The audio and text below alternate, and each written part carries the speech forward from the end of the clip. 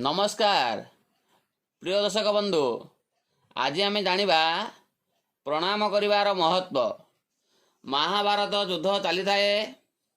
दिने दुर्योधन कथारे आहत हुई पितामह भीष्म संकल्प करदेले जे मु गंगापुत्र भीष्म संकल्प करुची जे काली युद्धरे मु पांडवंकु बध करिदेवी। एई संकल्प शुणी पांडवंकर शिविर रे भाळनी पड़गला। पितामह भीष्मंक शक्ति विषय समस्त को जना, सेतेमाई समस्त पांडव चिंतित होगले। सेतेबेले श्रीकृष्ण द्रौपदी को नहीं सीधा पितामह भीष्मंक शिविर रे पहुंची गले।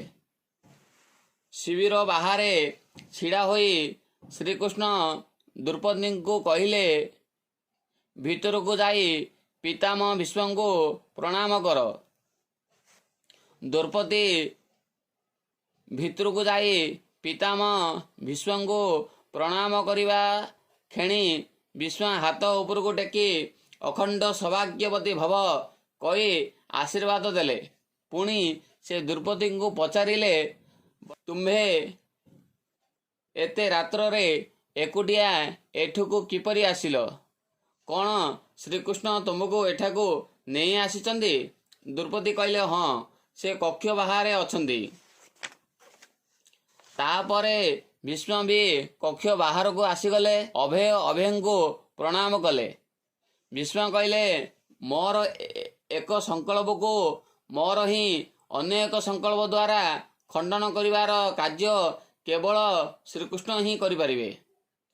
शिविर रु फेरिबा बाटरे श्रीकृष्ण द्रौपदी को कहले, पितामह भीष्म को तुम्भर एक प्रणाम द्वारा ही तुमर पतिदेव मानंकु जीवन दान मिलगला।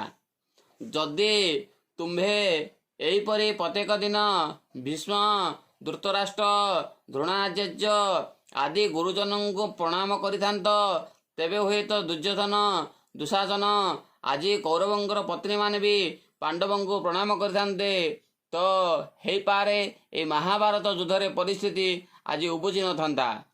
तात्पर्य हला, वर्तमान समय रे आज आंभ परिवार रे जेउ सबु एते समस्या उबुचु थाए, ताहार मूल कारण आंभर अहंकार। का पाखरे मुंड नुआई न परिवार अहंकार अबा दाता अदातरे अबा अहंकार रे बसीभूत होई प्राय समय रे घरर गुरुजन मानंको अपेक्षा होता है। जदि घरर कनिष्ठा माने गुरुजन मानंको प्रत्येक दिन प्रणाम करी सेमानंकर आशीर्वाद प्राप्त करती, तेबे हुए तो सभी घरे केबे भी कौनसी समस्या, अशांति, वाद विवाद रुहंता नहीं।